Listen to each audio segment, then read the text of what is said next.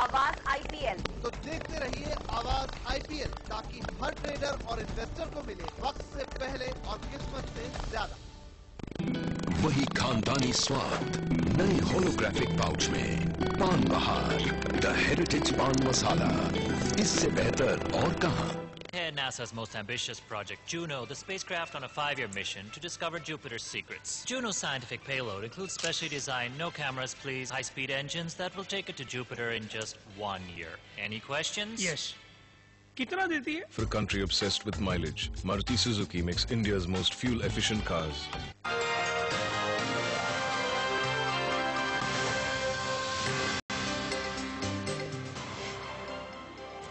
आपका में आपका स्वागत है। 13 अंक ऊपर सेंसेक्स और निफ्टी बेहद फ्लैट कारोबार कर रहा है। 5300 के इंपॉर्टेंट लेवल के ऊपर टिकने में कामयाब, लेकिन एक्शन पूरा का पूरा देखने को मिल रहा है मिड कैप शेयरों में। और आज आप चावल कंपनियों के शेयरों पर नजर डालें, LT foods, KRBL, Lakshmi overseas जैसे स्टॉक्स में एक जोरदार रैली देखने को मिल रही है। और ये रैली दरअसल खबरों के दम पर है। गैप अप ओपनिंग इन तमाम काउंटर्स ने दी है। और आप देखिए जिस तरह से मिनिमम एक्सपोर्ट प्राइस बासमती की को अबॉलिश किया है सरकार ने, उस खबर का फायदा इन शेयरों को मिल रहा है। आशीष, कैसे देखते हैं आप इस खबर को, और क्या आप इस रैली के बाद, इस बढ़त के बाद चावल कंपनियों के किसी शेयर पे दाव लगाना चाहेंगे, या लगता है आपको ये रैली पूरी हो गई?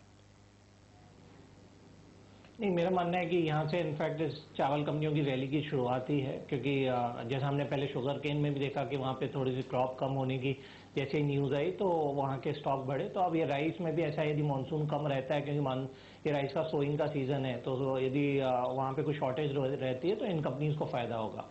दूसरी बात यह है, जो मिनिमम एक्सपोर्ट प्राइस है उसको अबॉलिश किया है। तो अभी जो हम राइस सिर्फ सिलेक्टेड कंट्रीज में ही बेचते थे, जैसे गल्फ एक बहुत बड़ा मार्केट है बासमती के लिए, तो हम मैक्सिमम राइस वहाँ एक्सपोर्ट करते थे, अफ्रीका को एक्सपोर्ट नहीं कर पाते थे, या दूसरी कंट्रीज को, नेबरिंग कंट्रीज को नहीं कर पाते थे बासमती। तो एक बड़ा एक यूनिवर्स खुल जाएगा राइस कंपनीज के लिए एक्सपोर्ट मार्केट का। और डोमेस्टिक जो साइड पे ऑलरेडी हमारे पास में काफी सारा प्रोडक्शन है, तो मेरा मानना है काफी इन कंपनियों को फायदा होगा। और जो करेंसीज के भी जो मूव है उसको देखते हुए एक्सपोर्ट रियलाइजेशन भी हाई रहेंगे।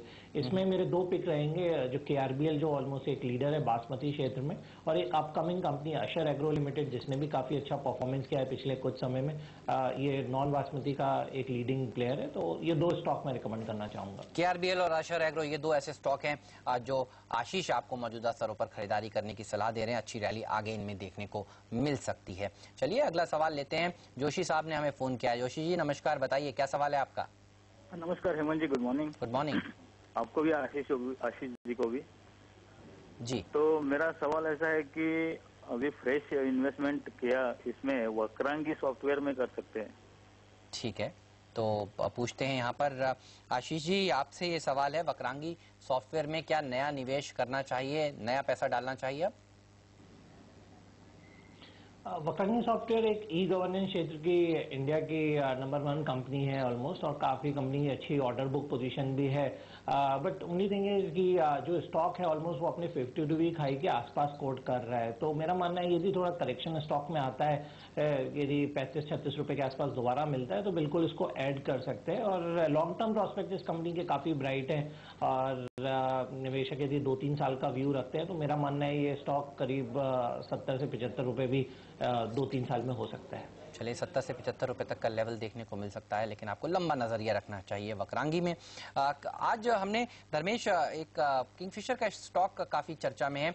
आज लेंडर्स के साथ इनकी एक अहम बैठक होने वाली है, और देखना होगा कि लेंडर्स इनके लिए किस तरह का नजरिया रखते हैं, रिस्ट्रक्चर करते हैं इनके डेट को या नहीं। लेकिन इस एंटिसिपेशन में इस शेयर में 4% तक की रैली देखी जा चुकी है। किंगफिशर में अगर कोई ट्रेड करना हो तो वो कौन सा होगा, और क्या आप इस खबर से पहले ट्रेड करना चाहेंगे या फिर खबर का इंतजार करेंगे? हेमंत, अगर चार्ट पैटर्न्स के हिसाब से देखें, टेक्निकल्स के हिसाब से, तो मुझे लगता है कि एक बाई पोजीशन करंट लेवल्स पर भी बनाई जा सकती है। अराउंड 12.235 पे ये चल रहा है, और इसके लिए 11 का स्टॉप लॉस लेके चलें। 2-4 रुपए का उछाल इसमें मिल सकता है पॉजिटिव न्यूज फ्लो पे, बट उससे ज़्यादा स्टॉक पे कुछ भी नहीं है। काफ़ी ख़राब चार्ट पैटर्न है, और हर उछाल पे एग्जिट करने का ही इसमें संकेत आते हैं। तो जस्ट फॉर ट्रेडिंग पर्सपेक्टिव, अगर न्यूज फ्लो को आप कैच करना चाहते हैं तो आई थिंक 11 के स्टॉप लॉस से 14 या 15 तक के लेवल्स का आप टारगेट इसमें देख सकते हैं। आशीष, बीते कुछ दिनों में हमने देखा कि HUL ITC ने काफी अंडर परफॉर्म किया बाजार को। कैसे देखते हैं अब आप यहाँ से इन दोनों शेयरों में? आज अच्छी रैली देखने को मिल रही है। HUL देखिए निफ्टी के टॉप 3 गेनर्स में अपना नाम दर्ज करा चुका है, करीब 1.5% ऊपर, और ITC में भी 1% की बढ़त के साथ कारोबार हो रहा है। देखिए, पिछले कुछ समय से जो डिफेंसिव स्टॉक्स में थे और पर्टिकुलरली FMCG में थे, उसमें उन स्टॉक्स में थोड़ी चिंता थी कि यदि मानसून समय पर नहीं आता तो इनकी सेल्स में बिल्कुल इम्पैक्ट आएगा। बट मेरा मानना है कि जैसा अब मानसून के जो प्रोग्रेस है धीरे धीरे सेटिस्फैक्ट्री की तरफ बढ़ रही है, और जैसे ही मानसून पूरी कंट्री में स्प्रेड ओवर हो जाएगा तो जो एक एप्रीहेंशन थी इनकी सेल्स को लेकर या आगे वॉल्यूम ग्रोथ को लेकर, वो धीरे धीरे कम हो जाएंगे। तो उसका इम्पैक्ट आज देखने को मिल रहा है। जैसे वेस्टर्न इंडिया में भी आज मानसून ने ऑलमोस्ट कदम रख लिए हैं। तो मेरा मानना है कि इन सारे फैक्टर्स के चलते अब जो इन स्टॉक्स की एक तेजी थम गई थी वो दोबारा से लौटेगी। तो मैं तो बिल्कुल बुलिश हूँ HUL और ITC दोनों के प्रोस्पेक्ट्स को लेकर। चलिए, तो ये रहा है FMCG क्षेत्र के दिग्गज HUL और ITC पर। लेकिन वक्त हो गया है हमारे दोनों ही सलाहकारों से विदा लेने का। आशीष, जाने से पहले कोई डिस्क्लोजर आज के लिए? जिन स्टॉक्स पर मैंने अपना ओपिनियन दिया है उसमें मेरा कोई भी इंडिविजुअल एक्सपोजर नहीं है। आशीष, धर्मेश, आपकी ओर से कोई डिस्क्लोजर आज? जी हेमंत, जिन स्टॉक्स और निफ्टी पे हमने बात की, सेफ्टी रिज्यूम की, इस पर हमने अपने क्लाइंटों को सलाह दे रखी। मेरी पर्सनल कोई होल्डिंग या पोजीशन किसी भी स्टॉक या निफ्टी में नहीं है। Thank you. धन्यवाद धर्मेश, धन्यवाद आशीष, आज समय निकालकर CNBC आवाज पर आने के लिए और हमारे दर्शकों के सभी सवालों के जवाब देने के लिए। चलिए, फिलहाल वक्त है एक छोटे से ब्रेक का। ब्रेक के बाद योजना आयोग के उपाध्यक्ष मोंटेक सिंह आलूवालिया के साथ आवाज संपादक संजय पुगलिया की खास मुलाकात देखिए।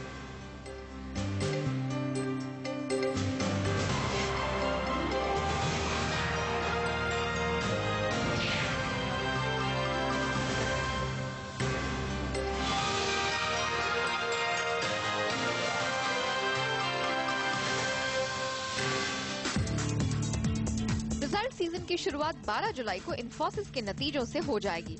इसलिए सौदा आपका में हमारा फोकस नतीजों पर पूरे सीजन बना रहेगा। 9 जुलाई को हम कर रहे हैं IT शेयरों पर खास, ताकि आगे के लिए आप अपनी स्ट्रैटेजी बना सकें। सवाल पूछने के लिए हमें फोन कीजिए 1800-209-7890 पर। आप हमें SMS भी कर सकते हैं। इसके लिए ऐसे लिखिए, स्पेस दीजिए और फिर शेयर का नाम लिखकर हमें भेज दीजिए 5188 पर। तो 9 जुलाई को जुड़ना ना भूलिए 10:30 बजे IT शेयरों में रणनीति बनाने के लिए।